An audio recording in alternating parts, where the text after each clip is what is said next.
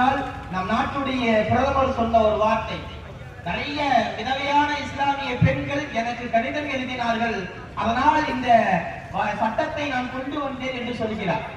நான் திரும்ப அவரிடம் கேட்பது ஒன்றே ஒன்றுதான். காஷ்மீர், நீங்கள் சிறப்பு அந்தஸ்தை எல்லாம் ரத்து செய்தீர்களே காஷ்மீர், அந்த காஷ்மீரை கொஞ்சம் எட்டி பார்த்தால் தெரியும். பாதி விரைவாக பல பெண்கள் வாழ்ந்து கொண்டிருக்கிறார்கள்.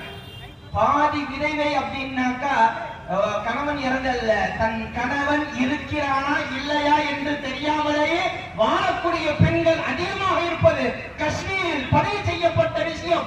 இன்றும் வழக்குகள் ஓடிக்கொண்டிருக்கிறது.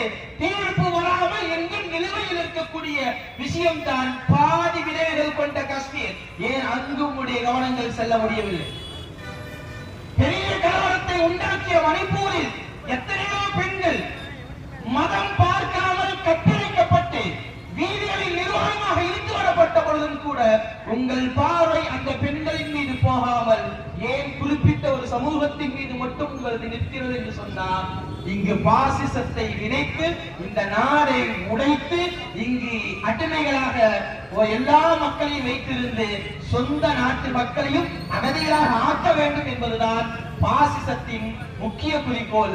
நிச்சயமாக அந்த குறிக்கோளை இந்த ஜனநாயக சக்தி நிச்சயமாய் உடைக்கும், ஒன்றுமில்லாமலாக்கும். இன்குலாப் ஜிந்தாபாத்.